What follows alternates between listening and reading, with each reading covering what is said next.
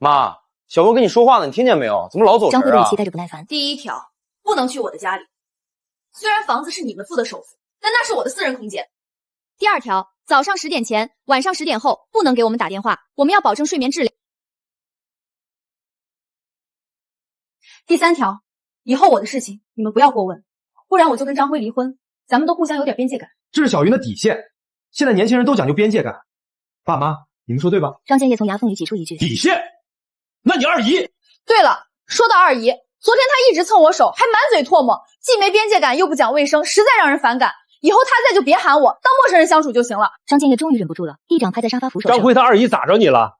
他那是喜欢你、亲近你，他一来就掏了10万块钱给你，上谁家亲戚给你这么多啊？你还嫌弃他？嫌弃你别收他红包啊？爸，你有完没完？你掉钱眼里了是不是？二姨是给钱了，但她对小文造成的伤害也是真的。好，肖兰叶点了点头，边界感挺好的。还有什么规矩？你说，我记着。陆小文愣了一下，继续说：还有呢，我们那边没有什么走亲戚的习惯，听说你们这每年都要去，我可不去。是。还有这个，还有陆小文画着手机屏幕，一共就是这15条规矩，你们好好记一下。肖兰叶把笔往本子上一搁。你俩的规矩说完了，现在轮到我了。第一条，这套房子是我和张建业的名字，你们不许住。第二条，以后过年过节自己过自己的。第三条，你们的工作生活跟我无关，别想让我资助。第四条，从下个月开始，你们的房贷、车贷、信用卡你们自己。妈，张辉急了，声音都变调了。你说什么呢？我们的房贷你不管了，1个月7000。你们要边界感，那就彻底一点，都别互相打扰。陆小文的脸一阵青一阵白，半晌憋出一句：妈，你这是什么意思？你就不怕张辉不认你？张辉现在只认你这个媳妇儿。陆小文表情跟吃了死苍蝇似的，整个人从沙发上弹起来。你早就准备好了。你比我可准备的充足了。门啪的一声打开了，门外站着张梅。阿丽15条规矩，杜小文，你胆子不小啊！张梅把本子往桌上一摔。杜小文，你跟我弟谈恋爱3年，收了我妈18万8的彩礼，住着我爸妈付首付的房子，开着我爸妈出钱买的车。去年你妈住院，我妈在医院伺候了整整15天，端屎端尿擦身子，累得晕倒在走廊里，打了3天吊滴。现在你跟我说边界感，姐，你这是偷换概念。彩礼那是应该的，哪个女孩子结婚不要彩礼？房子首付是男方家的责任，这是传统。你妈伺候我妈，那是她自己愿意去的，我又没逼她。要彩礼的时候怎么不说边界感？要房子首付的时候怎么不说边界感？要我妈去医院伺候你妈的时候怎么不说边界感？钱到手了，房住上了，人伺候完了，开始讲边界感了。杜小莹，你这叫边界感吗？你这叫卸磨杀驴。张辉，你姐欺负我，我们走，这破地方我1分钟都待不下去了。姐，你够了啊！小文是我老婆，你凭什么这么说她？她嫁给我又不是嫁给你们，你们对她好是应该的。她是咱们张家的媳妇儿。凭什么？凭这房子是爸妈的，凭你开的车是爸妈的，凭你结婚的钱是爸妈出的，凭杜小文他妈的命是妈在医院伺候了15天才捡回来的。然后你知道妈去年在医院伺候你丈母娘的时候累得晕倒过2次吗？你知道妈自己的腰病犯了，打封闭针硬撑着的吗？你知道你丈母娘出院那天妈自己在家躺了3天起不来床吗？我不知道。你不知道的事情多了。我今天也给你们立几条规矩。第一条，妈去年垫付的亲家母医药费一共3万2千块，1周之内还清。第二条，你们结婚时借爸妈的20万首付，按银行贷款利率算利息，3年内还清。边界感，从今天起，杜小文你爸妈的事儿找我弟，别找我爸妈，自己爸妈自己管，天经地义。你们张家欺负人！小文，我嫁到你们家是下嫁，你问问你弟弟，当初追我的人有多少？我能看上他是他的福气。你们不感恩就算了，还跟我要钱。张梅笑出声来，双手抱胸。下嫁，杜小文。你爸做生意欠了80万，你妈没工作，你家连嫁妆都没出1分钱。你下嫁，你哪来的底气说这2个字？你告诉我，你下在哪里了？张辉，你就看着你姐这么骂我，你到底是不是男人？姐，你太过分了！妈，你会后悔的。没有我们，你老了谁管你？你以为我姐能管你一辈子？她自己都不结婚，将来连个孩子都没有，你们老了就等着进养老院吧。门砰的关上。妈，你没事吧？我刚才是不是太过分了？不过分。肖兰叶摇摇头，走到窗前。你说的每一句都对。他看了很久，然后拉上窗帘。我就是太要面子，才把命都搭进去了。什么命搭进去？肖兰也没有解释，只是从抽屉里拿出一个旧账本，翻开来，上面密密麻麻记录着每一笔给儿子儿媳的钱。彩礼18万8，首付35万，车钱5万，医药费3万2，还有这些年零零碎碎的转账，加起来69万3千块。梅梅，帮妈做一件事儿，把这个账本复印3份，一份留着，一份寄给张辉，一份寄给杜小文他妈。张梅拿起账本翻了翻，倒吸一口凉气。妈，你什么时候记的这么详细？每一笔我都记得。以前记着是怕自己忘了他们花了多少钱，想着都是一家人不用计较。现在记着是怕自己忘了他们是什么人。妈，你这次是真的想通了。以前我每次说张辉，你都护着他，说他只是年轻不懂事。想通了。萧兰叶拍了拍女儿的手背，人这一辈子委屈自己讨好别人，最后委屈死的是自己，别人连眼泪都不会掉一滴。梅梅，你记住，不管什么时候，先爱自己，再爱别人。去把你爸叫过来，我有话跟他说。萧兰叶让他坐下，把账本推到他面前。老张，你看看这个。张建业戴上老花镜翻了几页，脸色越来越沉。69万3千，这么多？不止，你爸那边还有120万拆迁款，去年10月被张辉拿走了，说是要创业。什么？我爸的拆迁款120万？他什么时候拿的？我怎么不知道？你爸没敢告诉你，他怕你打张辉。张建业的嘴唇哆嗦着，双手捂住了脸。我爸一辈子的积蓄，他拆了老房子，连个窝都没有了。张辉这个畜生！所以从今天起，咱们不给了，1分都不给了，不光不给，还要让他们还回来，你同不同意？庄建业抬起头，眼睛通红，他看了萧兰叶好一会儿，然后用力点头，同意。兰叶，这次我听你的，你说怎么办就怎么办。萧兰叶的手机响了，是杜小文的母亲孙梅打来的。亲家母，你什么意思？我女儿哭着回来说你要跟他们断绝关系，还要他们还钱。我告诉你，我女儿嫁到你们家是下嫁，你们张家烧高香了。你敢让我女儿受委屈，我明天就上你们家来说道说道。孙梅，你来，正好我也有笔账想跟你算算。算什么账？我告诉你，萧兰叶，你别给脸不要脸。我女儿愿意喊你一声妈，那是看得起你。你看看你那个儿子，除了啃老还会干什么？我女儿嫁给他那是扶贫。我告诉你。萧兰叶笑了一声，拿起账本翻了翻。你女儿嫁给我儿子是扶贫，你女儿从我们家拿走了将近200万，这叫扶贫。孙梅，你明天来的时候记得带上钱。你女儿欠我们的3万2医药费，1周之内还清。你女婿欠我们的20万首付，3年之内还清。你要来说道说道，那咱们就好好说道说道。你做梦！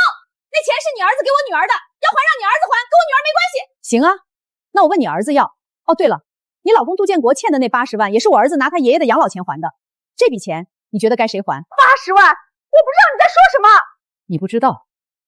那等你明天来了，我慢慢讲给你听。萧兰叶挂了电话，张建业在旁边听得目瞪口呆。兰叶，你刚才怎么这么硬气？以前不硬气，是怕撕破脸，现在想通了，脸早就被他们撕破了，我还替他们缝什么？孙梅第2天一早就来了。亲家母，我女儿昨天哭着回家的，眼睛肿得跟核桃似的。你说说吧，到底怎么回事？你当婆婆的把自己儿媳妇气成这样，传出去不怕丢人？萧兰叶坐在对面，手里捧着一杯茶，没接话。张建业坐在他旁边，拳头握得紧紧的，腮帮子咬得一股一股的。张梅靠在门框上，双臂抱胸，嘴角挂着一丝冷笑。我跟你说话！孙梅的声音尖起来，伸手在茶几上敲了敲。你聋了？你们张家就这么待客的，连杯水都不倒。听见了，不过有一点你说错了，不是断绝关系，是划清边界。你女儿说的边界感，这俩字你女儿昨天说了不下10遍，你应该不陌生吧？边界感，我女儿说的是你们别管她的私事，不是让你们不帮衬他们。你们做父母的帮儿子不是天经地义吗？从古到今哪家父母不帮儿子的？你们老了不也得靠儿子养？天经地义。那我想问问，怎么个天经地义法？你一条一条说给我听听。孙梅掰着手指头，理直气壮。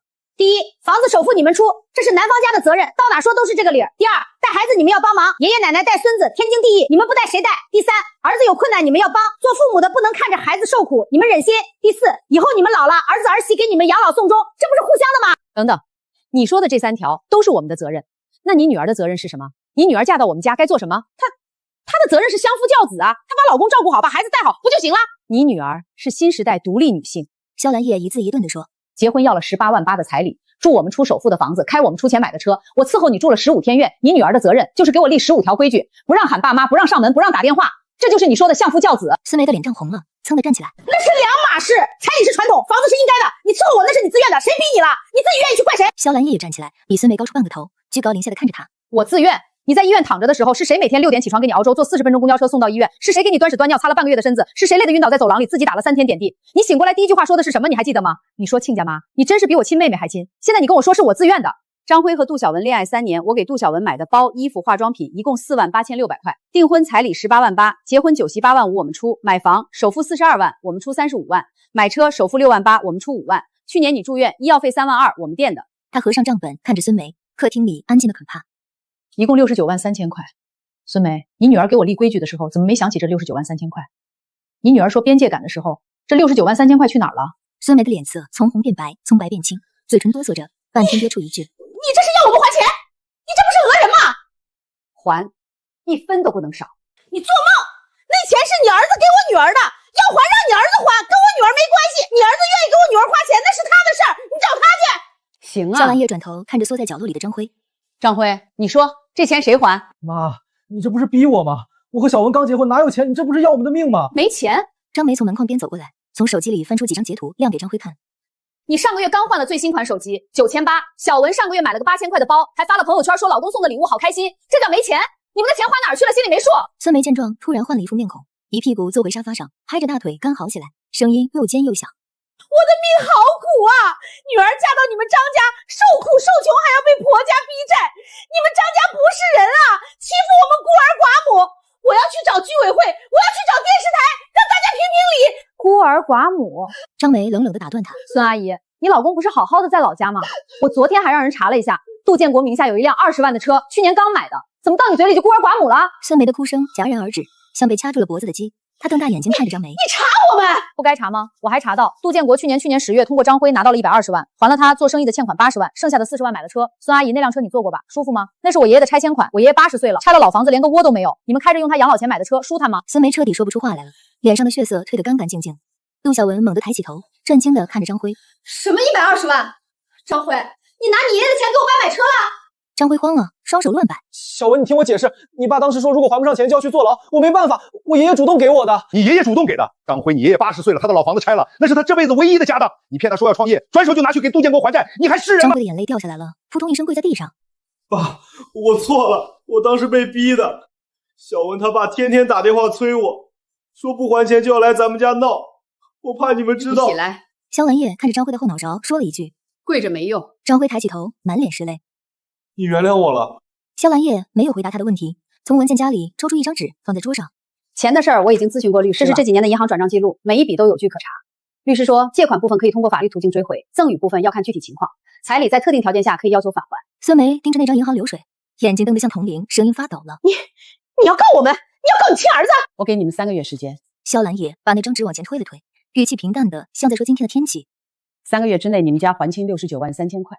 至于老爷子那120万，老爷子自己会决定怎么处理，否则我们就法庭上见。到时候你女儿的边界感可以在法官面前好好说说。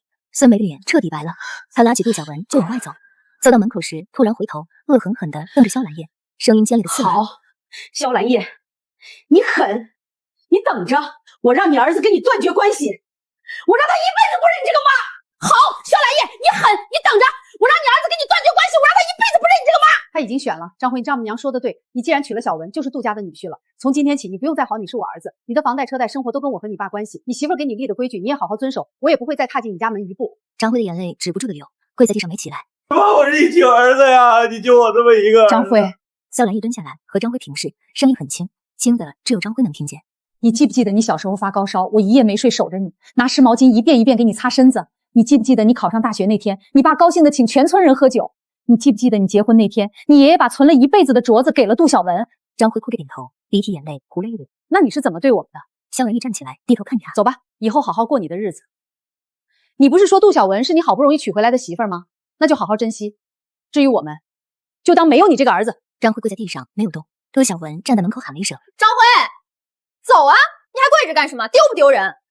张辉慢慢站起来，低着头往外走，走到门口又回头看了萧兰叶一眼。萧兰叶已经把门关上了。门关上之后，客厅里安静了很久。张建业握住萧兰叶的手，他的手在发抖，但眼神很亮。兰叶，这一次咱们不窝囊了。萧兰叶点点头，手机突然响了，是老张头打来的。张建一接通，脸色瞬间变了。什么？爸，你慢点说。张辉的朋友圈？萧兰叶听见电话里老张头的声音断断续续，带着哭腔。建业，张辉发的那个朋友圈，有些父母不配父母，从今天起我只认岳父岳母，这是说你们吗？建业，这到底是怎么回事？张梅已经抓起了车钥匙，走去爷爷那儿。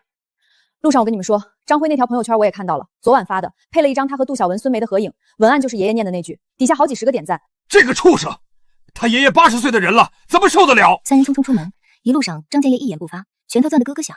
萧兰叶看着车窗外的街景，脑子里反复回放着老张头电话里那句带着哭腔的话。到医院的时候，老张头躺在急诊室的病床上，脸色蜡黄，手上挂着点滴。医生说应激性心肌病，被气的，血压飙到了200多，再晚送来一会儿就危险了。张建业冲到床边，握住老人的手：“爸，你怎么样？”老张头睁开眼，看见儿子儿媳，眼圈一下子就红了，瘪着嘴像个小孩子：“那个小兔崽子，他在哪儿？建业，你把他叫来。”爸，别气，身体要紧。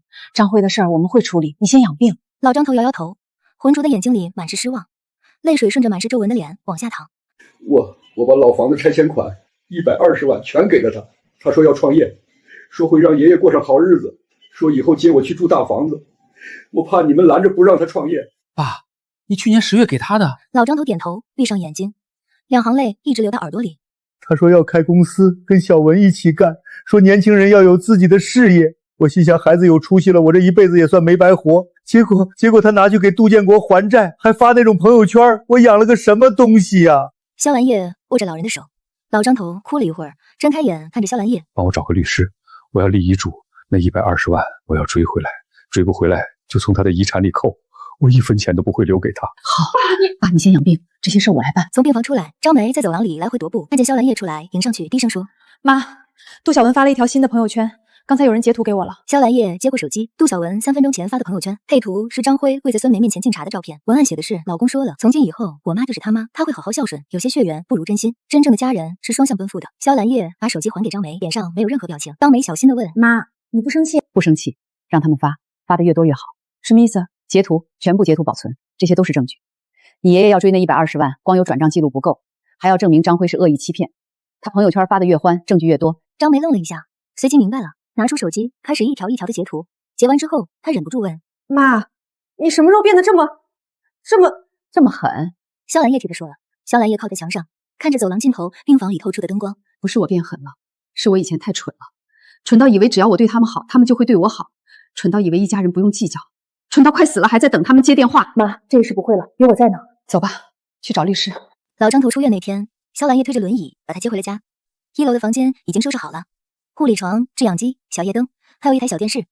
小鱼早早就在门口等着，看见他爷爷就扑上去，奶声奶气的喊：“太爷爷，聪聪给你画了画，这是太爷爷，这是爷爷，这是奶奶，这是聪聪。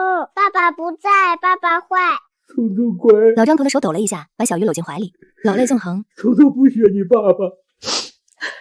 兰叶，律师下午来，我爸一定要当面把遗嘱立了，他说不能再拖了。下午2点，律师准时到了，姓周，40多岁，戴金丝眼镜，是招媒公司合作的法律顾问，专门做民事和家事纠纷的。周律师把文件在茶几上摊开，一条一条念给老张头听。老张头坐在轮椅上，腿上盖着毯子，听得很认真，时不时点头。张德厚先生，您确定将您名下的房产位于城郊翠华巷的那套老房子由儿媳萧兰叶继承？按照法定继承顺序，您的第1顺位继承人是您的儿子张建业。老张头摆摆手，声音虚弱但坚定：“不给建业，建业有退休金，不缺吃不缺穿。兰叶嫁到张家32年，伺候我吃喝拉送装，把梅梅拉扯大，还要伺候建业。这个家他付出的最多，得到的最少。我那套房子不值钱，但我想给他。”周律师点点头，在文件上做了记录，又抬头问：“那关于您之前给孙子张辉的120万元拆迁款，您打算如何处理？”老张头的脸色沉下来，沉默了好一会儿。“我要追回来。”张老先生，我需要提醒您，这笔钱您当时是自愿赠与还是借款？周律师推了推眼镜。如果是赠与，追回的难度会比较大，需要证明对方存在欺诈，或者您当时给钱的时候是怎么说的？他说要创业。老张头的声音颤抖起来，双手紧紧攥着毯子边。他说要开公司，说会让爷爷过上好日子，说等公司赚钱了接我去住大房子。我信了，他拿去给杜钱给他了，就不再看杜建国是他丈人，不是我张家的人。他骗我，他骗他亲爷爷。如果是基于欺诈的赠与，根据民法典的规定，他是以创业为由向您要钱的吗？张梅在旁边开口：“我有。去年10月，张辉发过一条朋友圈，说自己要创业了，配图是一张办公楼的照片。那条朋友圈还在，我当时还评论了一句：好好干，别让爷爷失望。截图我都保存了。”那就好。另外还需要证明钱款的实际去向，也就是证明这笔钱没有用于创业，而是用于偿还杜建国的债务。萧兰叶从抽屉里拿出一沓银行流水，这是他爷爷的取款记录，120万，去年10月15号一次性取出。这是张辉的存款记录，同一天120万存入。这是3天后张辉账户转出的账户，还有40万。1周后在汽车销售公司刷了卡，买了一辆20多万的车，车主是杜建国。周律师接过这些材料，翻了一遍，抬起头看了萧兰叶一眼，目光里带着明显的惊讶。萧阿姨，这些材料您都准备好了？准备了很久了。周律师把材料整理好，放进文件袋，转向老张头。张老先生，证据链很完整，您如果要追回这笔钱，我建议走诉讼途径。根据民法典的规定，受赠人严重侵害赠责人或者赠责人近亲属合法权益的，赠责人可以撤销赠与。张辉先生以创业为由骗取您的拆迁款，实际用于偿还他人债务，并且事后发表了对您和您儿子儿媳的不当言论，这些都可以作为撤销追钱。老张头听完，沉默了很久，最后抬起头看着周律师，声音沙哑但清楚：“还要登报声明。”老张头一字一顿地说：“声明张辉与我张德乾断绝祖孙关系，他既然只认岳父岳母，那就不用再姓张了。我们张家没有这种吃里扒外的子孙。”周律师合上笔记本。张老先生，断绝亲属关系在法律上没有明确的程序，但您可以通过遗嘱和赠与撤销诉讼来表达您的意愿。登报声明虽然不具有法律效力，但可以作为您意愿的公开表达，在诉讼中也有一定的参考价值。老张头说：“那就登，多少钱都登。”周律师走后，老张头靠在轮椅上，闭着眼睛，胸膛起伏了很久。萧兰叶端了一碗粥过来，蹲在轮椅旁边，舀了一勺，吹了吹：“爸，喝点粥。”今天说了那么多话，累了。老张头睁开眼看着萧兰叶，突然伸手握住了他的手。爸，对不起你。萧兰叶的勺子停在了半空中。爸，你说什么呢？我养了个好孙子，娶了个好孙媳妇。老张头的眼泪又流下来了，一颗一颗掉进粥碗里。把你害成这样，你到张家32年，一天福没享过。伺候完婆婆，伺候我，伺候张辉，伺候完张辉还要伺候他媳妇儿，到头来被人家立规矩，被人家说不许喊妈。兰叶，是张家对不起你。萧兰叶把粥碗放在床头柜上，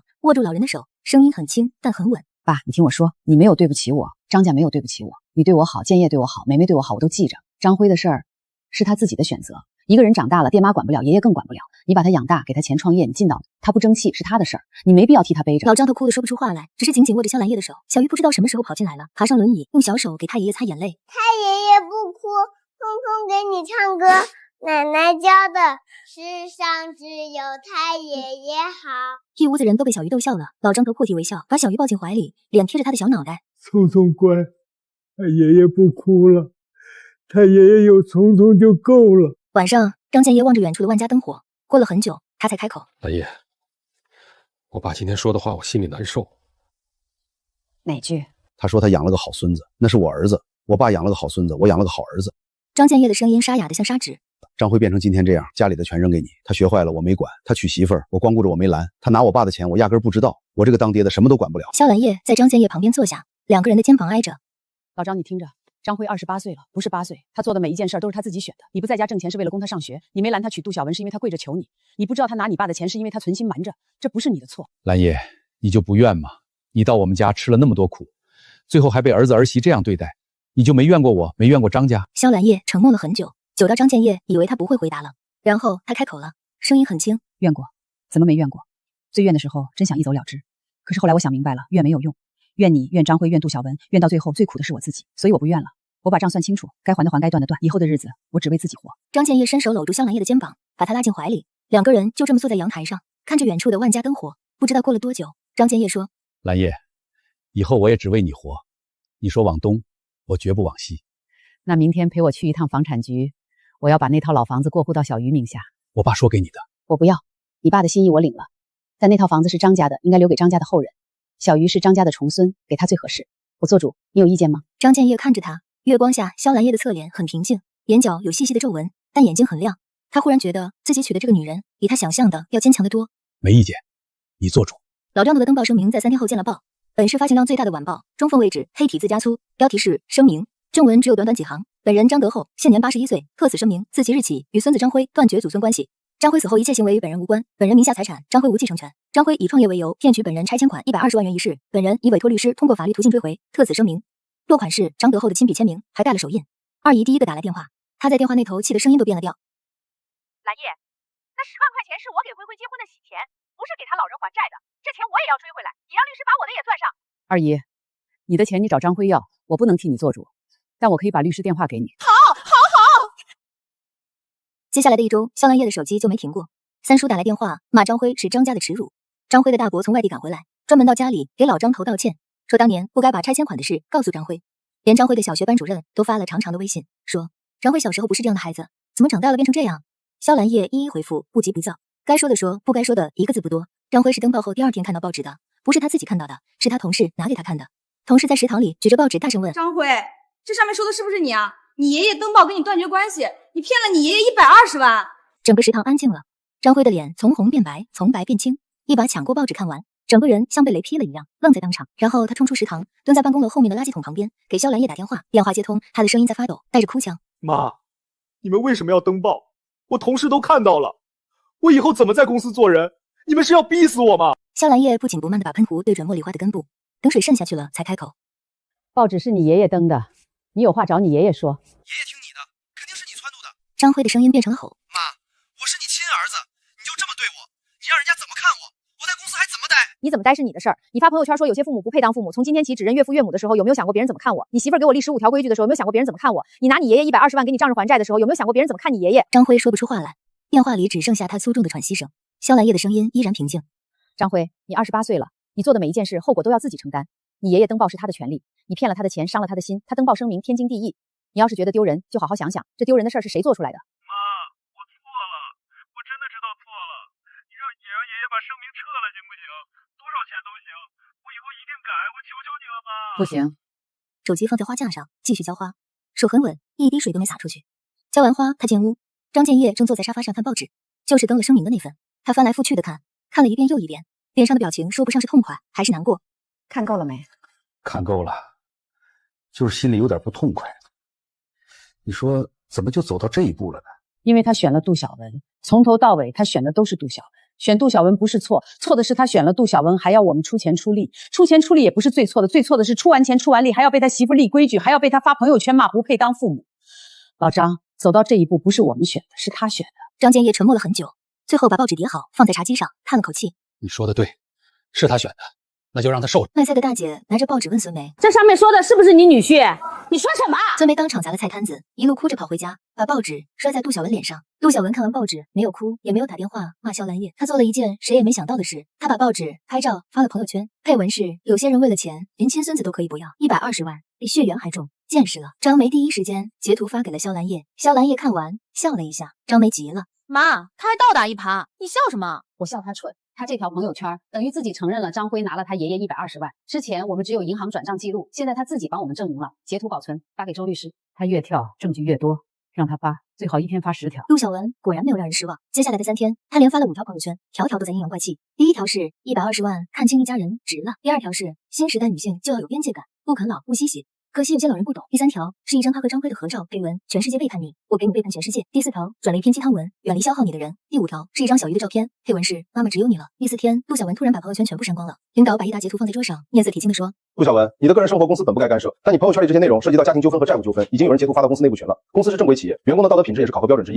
你自己考虑一下吧。杜小文当场哭了，说自己是被婆家逼的，说肖兰叶是个恶婆婆。领导只说了一句：你婆婆恶不恶我不知道，但你老公拿爷爷120万给老丈人还债，这事儿总是真的吧？杜小文愣住了，他从来没想过这件事最后会烧到他自己身上。1周后，杜小文被调离了原岗位，去了一个边缘部门，工资降了1/3。同一天，张辉被公司劝退了，人事给的理由是个人行为对公司形象造成不良影响。张辉抱着纸箱走出写字楼的时候，天空下着小雨，他站在雨里不知道该往哪儿去。他掏出手机给杜小文打电话，打了3遍才接。杜小文的声音冷得像冰。张辉，你还有脸给我打电话？你知不知道我因为你被降职了？你拿你爷爷钱的事儿，现在全公司都知道了。我同事在背后指指点点的都是我。小文，我被开除了，你来接我好不好？我不知道去哪儿。电话那头沉默了几秒，然后杜小文的声音突然拔高了。那你房贷怎么办？车贷怎么办？下个月的钱从哪儿来？张辉，我告诉你，你要是还不上贷款，咱俩就完了。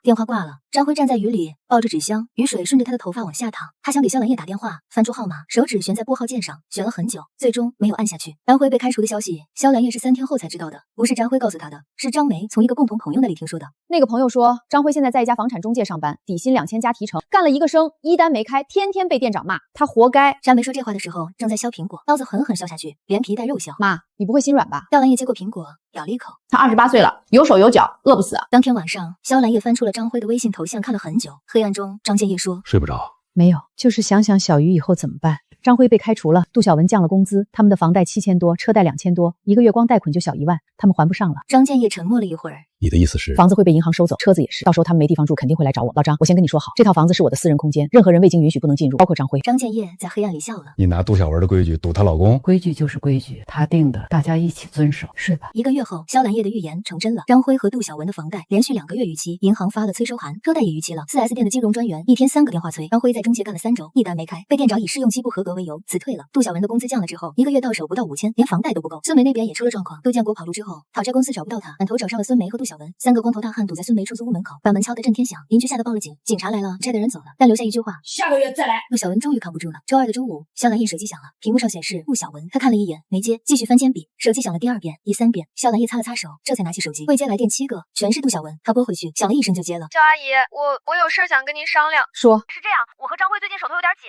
房贷这个月实在还不上了，银行说要收房子。肖阿姨，您看能不能先帮我们垫一下？就这个月，下个月我们一定还。肖兰叶夹起一块铅笔放进嘴里，咬了嚼，不紧不慢地说：杜小文，你结婚的时候收了我18万8的彩礼，住着我出首付的房子，开着我出钱买的车。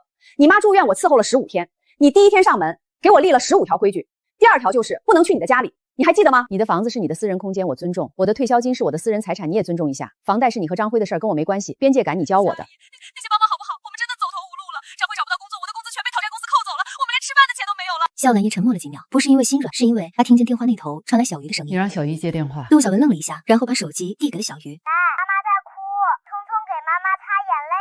聪聪乖，你跟妈妈说，奶奶下午来接你。肖兰叶在厨房里站了很久，张建业走过来问他怎么了，他说收拾一下小鱼的房间，她可能要在家住一阵。下午4点，肖兰叶去了杜小文家，这是他重生以来第一次踏进那套房子。他出了35万首付的房子。杜小文开的门，头发乱糟糟的，穿着一件洗得发白的 T 恤。小鱼从沙发上跑过来，奶奶，张辉呢？他出去找工作了，一早就出去了，现在还没回来。说正事儿。肖兰叶让小鱼去房间里玩，等孩子的身影消失在走廊尽头，才转向杜小文。你们的房贷1个月7200，车贷2500，加上物业、水电、吃饭，1个月固定开销至少12000。你工资5000。张伟没工作，你觉得我垫1个月能解决问题吗？杜小文的眼泪又流下来了，扑簌簌的掉在地板上。那我怎么办？你爸欠的债，讨债公司还在追。上个月他们来堵门，我把我妈接过来住了。他们3天2头来，邻居都投诉了，物业说要收回房子。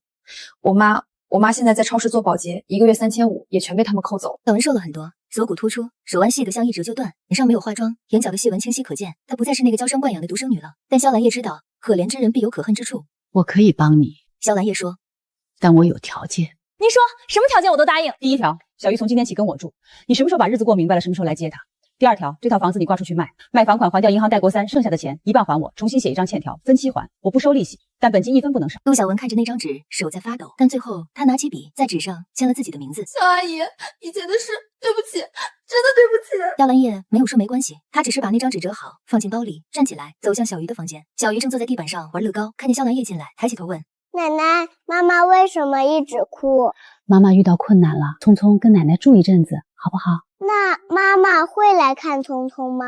会。小鱼抱住肖兰叶的脖子，那聪聪跟奶奶来住，聪聪想吃鸡蛋煎饼。肖兰叶把小鱼抱起来，走出房间。杜小文还坐在沙发上。妈妈再见，妈妈不哭，聪聪去奶奶家了。杜小文挤出一个比哭还难看的笑容，也挥了挥手。卖房的事抓紧，银行不会等你。杜小文一个人坐在空荡荡的客厅里，看着墙上那幅结婚照，照片里的自己穿着白纱，笑得一脸灿烂。张辉搂着她的腰，2个人的额头顶在一起。那时候他以为嫁进张家就是掉进了金窝，房子、车子、彩礼样样都有，公婆老实好拿捏，小姑子常年不在家。他甚至想过，公婆老了就把他们送进养老院，房子卖了换更大的。手机响了，是张辉发来的消息：小文，我今天面试了3家都没过，晚上回来给你做饭。他看着这条消息没有回复。小鱼搬过来之后，肖兰叶的生活一下子满了。早上6点半起床做早餐，7点叫小鱼起床穿衣服洗漱，7点40送幼儿园，下午4点半接回来陪他画画搭积木读绘本。张建业说他脸上有肉了，张梅说他年轻了10岁。银行短信，年尾号3827的账户收到转账10万元，他看了一眼，把手机放回口袋，继续晾衣服。晚上张建业回来，他把短信给他看，张建业盯着那串数字看了很久。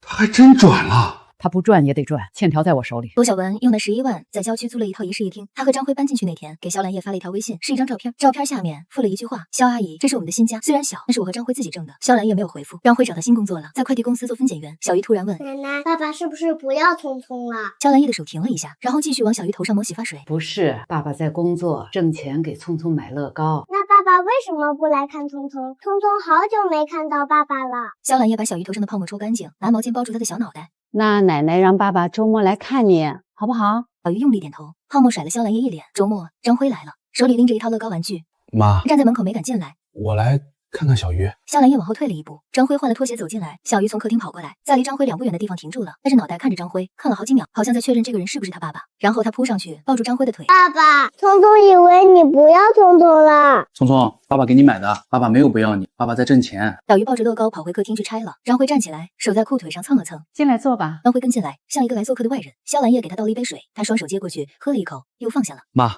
房子卖了，钱收到了吗？收到了，10万，还剩59万3000。这是这个月的5000，快递分拣，1天180，我干了23天，一共4140。小文添了860，凑了5000，下个月我多干点，争取多还。肖兰叶拿起信封，没有数，放在茶几下面。张辉又坐了一会儿，小鱼拉着他去玩乐高，他就坐在地板上陪儿子搭了一座歪歪扭扭的城堡。爸爸，你什么时候接聪聪回家？张辉的手停住了，一块乐高积木从手里掉下来，他看了肖兰叶一眼。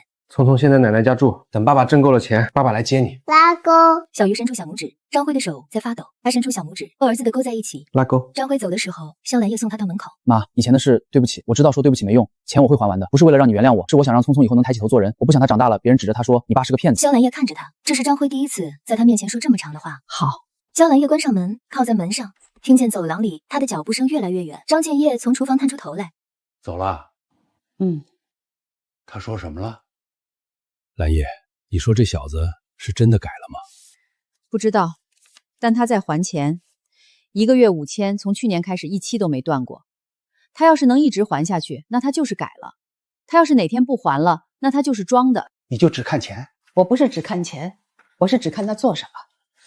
以前他就说的好听，妈你真好，妈你最疼我了，妈我以后一定孝敬你，说的比唱的都好听，转头就把我卖了。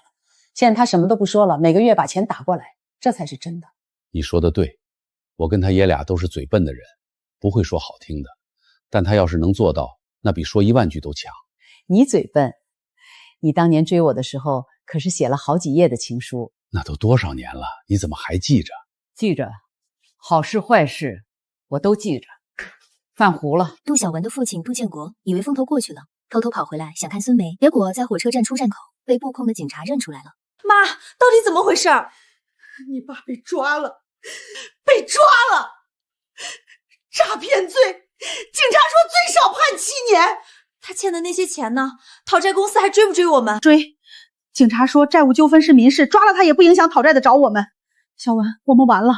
那些人知道我们家地址，知道你单位，知道小鱼上哪个幼儿园，他们什么都查得到。肖阿姨，我爸被抓了，诈骗罪最少7年，讨债公司还在追我和我妈，他们说下个月再来。肖阿姨，我不知道该怎么办了。小鱼今天在幼儿园画了一幅画，画的你想不想看？杜小文在电话那头愣住了，过了很久，他嗯了一声，声音闷闷的。肖兰叶把小鱼画的画拍了一张照片发过去，画上是一个穿红裙子的女人。杜小文收到照片后，肖兰叶听见电话那头传来一声压抑的哭声，然后是第2声、第3声，最后变成了嚎啕大哭。肖兰叶没有挂电话，也没有说话，只是把手机放在茶几上开着免提，让杜小文哭。小鱼从房间里跑出来问：奶奶，谁在哭？妈妈在哭，妈妈遇到困难了。妈妈不哭，聪聪保护你。兰叶，你给他发小鱼的画干什么？你不是不管他吗？我是不管他，但他是小鱼的妈，他要是垮了，小鱼就没有妈了。张建业张了张嘴，把想说的话咽回去了。3天后，杜小文，我们知道你在里面，你爸欠的钱你到底还不还？再来。杜小文听见男人的骂声。晚上张辉下班看到10几个未接来电，疯了一样打回去。杜小文在电话里把白天的事说了，声音已经哭不出来了，只是干巴巴的陈述事实。张辉听完沉默了很久，然后说：小袁，咱们报警吧。报警没用，讨债的没动手，警察来了也只能劝离，走了他们还会再来。妈，小薇昨天被讨债的堵门了，2个男的敲了20分钟门，小薇一个人在家吓坏了。妈，我没办法了，我真的没办法了，你能不能帮帮我们？肖兰叶正在菜市场买菜，一手拎着菜篮子，一手拿着手机。他听张辉说完，问了一句：你们报警了吗？报警没用，那些人钻法律空子，不打人不砸东西，就是堵门吓唬人。警察来了他们就走，警察走了他们又来。肖兰叶把菜篮子换到另一只手上，想了想说：你把杜小文的电话给我。肖兰叶没有直接给杜小文打电话，而是先给赵梅打了个电话。梅梅，你认识的人多，帮我查一家讨债公司，应该是本市的小贷公司，专门做高利贷的。杜建国欠了他们钱，现在追到杜小文头上了。妈，查到了，那家公司叫鼎新信贷，注册资金50万，实际就是放高利贷的。老板姓刘，外号刘胖子，在城南开了一家茶楼当据点。你问这个干什么？有用，你把地址发我。肖兰叶挂了电话，换了一身出门的衣服。张建义问他去哪儿？你去哪儿？去喝茶。他说张建义以为他约了老姐妹，没多问。肖兰叶打车去了城南那家茶楼，他推门进去，前台一个小姑娘迎上来问几位。阿姨，请问几位？找刘老板，跟他说杜建国的账我来谈。小姑娘愣了一下，转身进了里间。过了几分钟，一个光头胖子走出来，他上下打量肖兰叶一眼。阿姨，您哪位？杜建国的账跟您有什么关系？我姓肖，杜建国是我前儿媳的父亲，他骗了我家120万，我们家已经登报声明了。你们追杜建国的债，我不拦着，但你们堵我前儿媳的门，吓到了我孙子，我孙子才4岁。肖阿姨，我们也是做生意，杜建征欠我们钱，我们找他女儿要，天经地义。您说吓到您孙子，那是杜小文的事儿，跟我们有什么关系？刘老板，你们公司注册的经营方位的信息咨询不包括债务扰乱治安，往重了说是寻衅滋事。另外，你们渡街杜建成的远超国家规定的合法利率上限，高利贷不受法律保护，这一点你应该比我清楚。肖阿姨，您这是来跟我讲法律的？不是，我是来告诉你，杜小文现在住的地方是我出的钱，他每个月还我的钱是从牙缝里省出来的。你们把他逼垮了，他1分钱都还不了你们。到时候你们不光收不到杜建国的债，连杜小文这根线都断了。你是做生意的，这笔账你应该会算。肖阿姨，您有点意思。您说您前儿媳骗了您家的钱，您还来帮她说话？我不是帮她说话，我是帮我孙子，他需要他妈。他妈要是被你们逼出个好歹，我孙子就没有妈了。阿姨，坐，喝杯茶。杜建国欠我们的本金是50万，利滚利到现在150多万。我跟您说实话，这钱我们也没指望全要回来，但我们这行有这行的规矩，欠债还钱，不能开了这个口子。杜建国已经进去了，最少7年，你们从他身上要不回来1分钱。杜小文1个月工资5000，你们就算把他榨干了1个月也榨不出多少。而且他要是被逼急了，辞了工作跑路，你们1分钱都拿不到。肖阿姨，您说个数，杜小文1个月能还多少？1000。刘胖子差点被茶水呛到。1000，150万1个月还1000，得还100多年。你们本来也拿不到150万，本金50万，按照国家规定的合法利率，合理的本息加起来不会超过70万。杜小文1个月还1000，一年1万2，10年12万，剩下的你们找杜建群要去。等他出来，他还有劳动能力。刘胖子盯着肖兰叶看了很久，突然哈哈大笑起来，笑得肚子上的肉都在抖。肖阿姨，您以前是干什么工作的？退休小学教师。小学教师？我看您像律师。行，我今天给您这个面子，杜小文1个月还1000，我让手下不再堵他的门。但有一条，他要是断了，别怪我不客气。他不会断，他是真心想还钱的人，我看得出来。妈，你去哪儿了？打你电话一直不接。爸说你出去喝茶了，你跟谁喝茶？跟一个胖子。梅梅，帮妈查查那个顶金信贷还在不在追杜小文，过2天告诉我。他挂了电话，打了一辆车回家。回到家，张建业在门口等他，脸上写满了着急。你到底去哪儿了？梅梅说你一个人跑去找讨债公司了，你疯了吗？那些是什么人你知道吗？张介一嘴巴张的能塞进一个鸡蛋。你一个人跑去跟放高利贷的谈判，肖兰叶，你胆子什么时候这么大了？不是我胆子大，是我没什么好怕的了。最坏的结果我已经经历过一次了，还能坏到哪儿去？以后这种事儿你叫上我，你一个人去，我心里不踏实。好，下次带你。晚上，肖兰叶收到杜小文发来的一条微信：肖阿姨，讨债公司今天给我打电话了，说以后每个月还1000就行。他们说是一个姓肖的阿姨来谈的，是您吗？肖兰叶回了一个字：是。您为什么要帮我？肖兰叶打了4个字发过去。因为小鱼。杜小文没有再回复，但过了一会儿，肖兰叶收到了一笔转账1000元，备注写的是第11期还款，再加1000，是给讨债公司的第一笔，谢谢您。肖兰叶收了转账，把截图存进那个叫杜小文的相册。奶奶，聪聪4岁了，聪聪是大孩子啦。门铃响了，张梅去开门，门外站着张辉和杜小文，2个人站在门口，谁都没敢先进来。肖兰叶从餐桌边站起来，走到门口，看了他们一眼。进来吧，小鱼等你们呢。聪聪的爸爸妈妈都来了。肖兰叶在厨房切水果，张梅跟进来，泡在料理台边，压低声音问：妈，你让杜小文进来的？她是小鱼的妈，小鱼过生日，她应该来。你不恨她啦？恨不恨的有什么意义？她变没变，看她怎么做就知道了。今天她能来，能给小鱼织一条围巾，说明她心里有孩子。只要她对小鱼好，别的我不计较。以前我不让小鱼见您，是怕她跟您亲了就不跟我亲了，我小肚鸡肠。现在我知道了，孩子多一个人疼是她的福气。你能说出这句话，说明你真的想通了。以前的事儿过去了就过去了，以后你好好上班，好好还钱。想看小鱼，随时是来，我不拦你。生日会结束后，张辉和杜小文一起走的。张辉，我跟你说个事儿。什么事儿？你妈今天让我进门，不是因为原谅我了，是因为小鱼。她做的一切都是为了小鱼，她把小鱼照顾得那么好，给她做鸡蛋煎饼，给她买新衣服，给她过生日。我们欠她的不只是钱。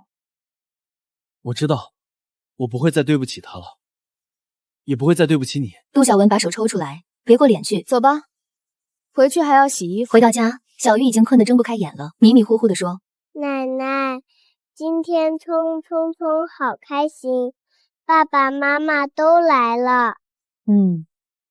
奶奶，聪以后还能见到爸爸妈妈吗？能。奶奶，聪爱奶奶。小鱼翻了个身，抱着小姑睡着了。客厅里，张建业正在收拾气球，肖兰叶走过去帮忙。张建业忽然说：兰叶，今天张辉走的时候在门口站了一会儿，我看见了。站那儿干什么？不知道，可能就是站一会儿。他瘦了不少。瘦了好，以前吃的太饱，不知道饿是什么滋味。